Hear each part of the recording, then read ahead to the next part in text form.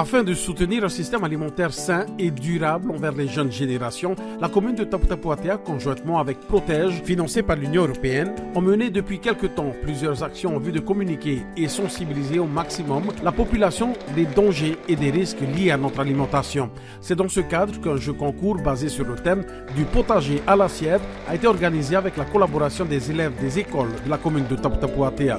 Tout le monde a mis la main à la pâte, tout le monde était content de faire ce magnifique projet de potager à l'assiette. Dès que notre monsieur a annoncé ce projet, tout le monde était ouais. Et ce matin, bon, même si vous n'avez pas gagné, enfin tout le monde a un peu gagné, vous étiez content quand même, vous êtes content de la cérémonie? Bah oui, de toute façon, tout ce qui compte, c'est de participer et de s'amuser. Quel âge tu as? J'ai 10 ans et le 13 août, je vais avoir 11 ans. Merci beaucoup. Merci. Chacun a apporté différentes techniques, a vu de différentes manières l'agriculture biologique, ce qui est important pour nous.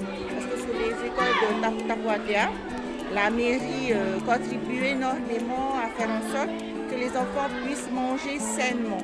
Les goûters de midi sont essentiellement composés de fruits qui viennent de l'île et également des petites préparations qui sont faites par le cooking class de l'école de Avera, donc des petits gâteaux qui sont utilisés avec des produits de l'île. Ce matin, à la demande du maire et du son conseil municipal, ils étaient tous rassemblés avec leurs enseignants à la salle omnisport d'Avera où a eu lieu la remise de prix du plus beau tableau réalisé entièrement par les élèves. Clarté du message, originalité, créativité et beauté de l'œuvre d'art étaient principalement les critères qui ont guidé les membres du jury. Mais le gagnant parmi les trois écoles, c'est Opoa.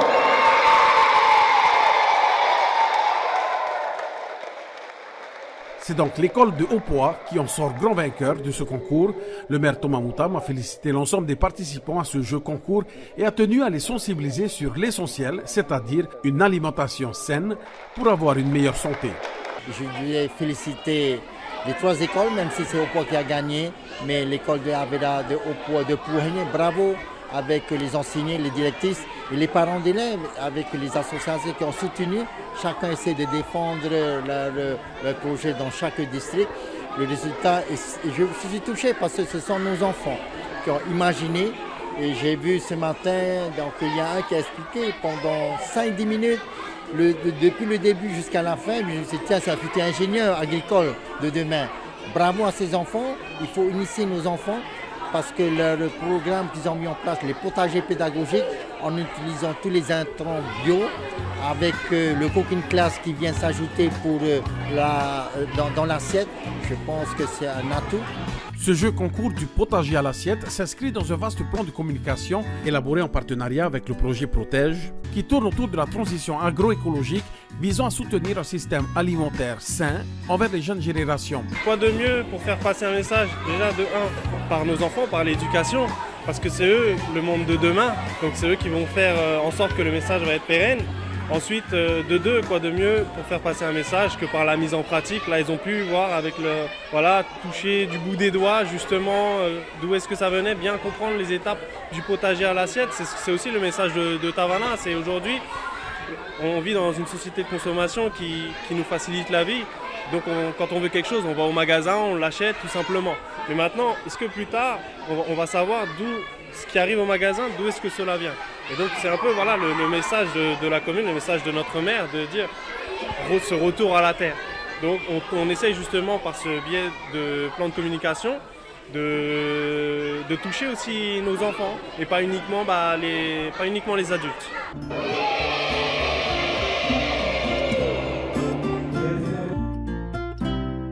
Si les bons gestes et les bonnes habitudes s'apprennent dès les petites classes, le maire et son conseil municipal se sont engagés aux côtés des enseignants des écoles pour initier les enfants à une agriculture naturelle en mettant en place des jardinières dans certaines écoles avec une assistance permanente. La vision qu'on a vue il y a 10 à 15 ans, elle porte beaucoup de fruits. Et on peut dire que ces fruits-là ont porté dans toute la Polynésie. Notre Tavana est devenu président de la Capelle, c'est grâce à ça, grâce à la production de l'agriculture, parce que chez nous on a créé une coopérative pour gérer les produits. Enfin, On peut dire plein de choses se sont réalisées ici. Les plantations de plantes ornementales, c'est grâce aux déchets qu'on a transformés. Et puis, c'est pas fini, on peut dire, c'est pas fini, ça va pas arrêter là, ça va continuer. Avec la mise en place d'un programme initié Cooking Class, de nombreux ateliers culinaires ont été organisés, aussi bien pour les enfants que pour les parents.